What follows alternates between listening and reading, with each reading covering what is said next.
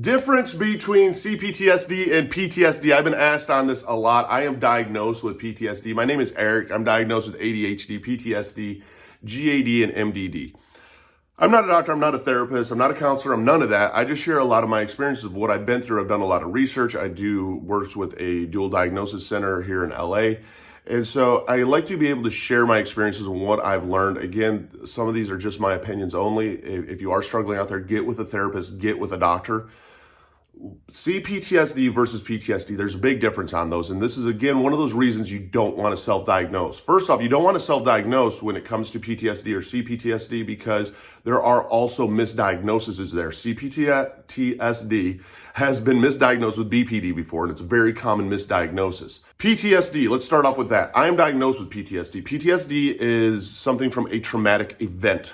A traumatic event. You got to remember that. That's the big thing with PTSD. It is one single traumatic event. One of my things from PTSD is I had to go through my dad's car after he committed suicide. It sat for a couple days. It was covered in blood inside. My dad committed suicide in that vehicle. And I went through it, and because it had sat for a while, the smell of blood has an iron smell to it. And I opened up the door to start getting some of the stuff out. Fortunately, it was in some blood, even that the smell of blood is a trigger for PTSD for me, and that gives me my flashbacks. That locks me up. I'm derealization, depersonalization. I'm not here at all. I'm literally reliving that nightmare. That is what PTSD is. Where CPTSD, one of the big things is CPTSD is over a range of time with multiple events, such as abuse, sexual trauma. That is the big underlying differences between PTSD and CPTSD, where PTSD is one event versus CPTSD, which is a multitude of events. Now, when it comes to PTSD, triggers for everybody are a little bit different. And the word triggers even is sometimes overused. It's not being offended by anything. A lot of times people use the word I'm triggered. I can tell you this, people with PTSD and even with CPTSD, a majority of them hate the word triggered, because it is used so often in society as I'm offended. A trigger is when the smell of blood hits me, I lock up, I freeze, flashback moment. That is what my trigger is. It's not the sight of blood, it's not anything else, it's the smell. For some, that's why you see on the 4th of July, there's signs out front that say, a vet lives here, please be cautious and courteous with your fireworks. For some, it's slamming doors, it's loud voices, it's slamming objects.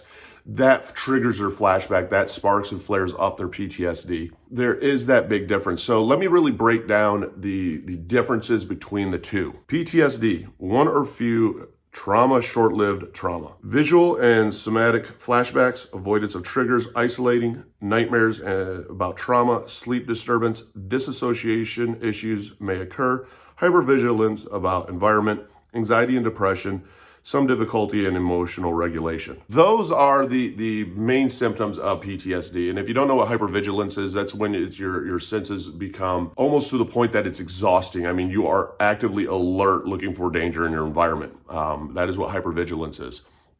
But it does help cause the onset of the fluctuation of emotions. A lot of times with PTSD, most people with PTSD are not violent. That is a common stigma. A lot of us hold on to a lot of guilt. It's not us necessarily letting go of the past. It's getting the past to let go of us. That's why therapy with PTSD is so important when it comes to CBT therapy, when it comes to just the different coping mechanisms that you can work through your PTSD. I'm not saying that there's a cure out there by any means, but you can work through it. And a big one also with PTSD is that we do go out of our way to avoid the triggers, to set up those healthy boundaries where we don't set off our PTSD flashbacks. Now, when it comes to CPTSD, chronic interpersonal trauma caused by abuse, neglect, and captivity, child abuse. Visual, somatic, and emotional flashbacks, avoidance of triggers and relationship, chronic isolation. Nightmares, night terrors, chronic insomnia, major sleep disturbances, several dissociation disorder types, hypervigilance about environment and about people, need to work people out, considerable difficulty with emotion regulation, abandonment, depression, self-perception, helpfulness, severe shame, guilt, feeling different to others, fear of trust, repeated search for rescuer, loss of faith, despair. distorted perception of perpetrator preoccupied with perpetrator. Essentially with CPTSD, what it also comes down to is that because of these series of traumatic events that it does damage a relationship, or it's very hard to get a relationship versus just having PTSD. So there are those two differences there. Somebody with PTSD, we have that one trigger, where with CPTSD, there's always that trying to find the cracks in somebody's armor, in a sense, to find out how they're not real and how they're lying to us and how they're going to hurt us. And that's part of that hypervigilance. Again, this is what I've heard and worked with from experience when it's come to CPTSD. So I'm not diagnosing anyone here. But what I've been told is it literally is you will try and create even people in your life out to being the bad person, out to being the bad guy, out to being, see, I knew he was a danger. You're going to try and re-justify that. And it's just you being protective of yourself. I mean, you went through a massive amount of trauma. So it's in a sense you trying to protect yourself. Relationships can be extremely difficult because you do have that shame, you do have that guilt, you do feel that you're different, you don't believe any of the words that anybody else says to you out there. Again, therapy with that helps. Also, the other thing that can underline is like DID, for example, which is dissociation identity disorder, which is something that can be onset from CPTSD. And I've actually talked with a few different individuals and have a couple of them in the Discord mental health community that have DID and are diagnosed with it. And it is a struggle of a diagnosis to work through. So anybody going through that, hat goes off to you, mad props. Because it is a battle. Remember though, when you are dealing with the PTSD, when you are dealing with the CPTSD, that we're not a victim to our mental illness. One of the things that does concern a lot of people is that you want a healthy relationship, or you want to be in a relationship. And that's where so much communication comes down. Knowing what those healthy boundaries are, knowing what you can and cannot do that will set somebody off. And that means in some cases even walking away from a relationship. Because the worst thing that can happen is somebody with CPTSD can definitely affect someone without PT or CPTSD. That doesn't understand that. Why are you making me out to be the bad guy? Why are you trying to find all my different flaws out there? The night terrors can be something different too, where somebody may find themselves sleeping on the couch often, because with those night terrors, you're waking up and you're crying and you're screaming, shaking, sweating, that it can be too much to handle. But it also doesn't mean that you can't have a healthy relationship. You can. But it is working together, it's communicating together. And the biggest one is getting the therapy for it. I mean, there is even EMDR therapy, which can help remove some of the triggers. It was designed for first responders. It has a 77% effective ratio.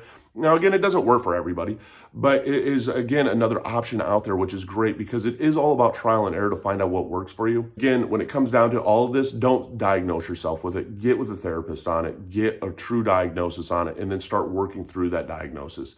So again, CPTSD is one event, massive trauma.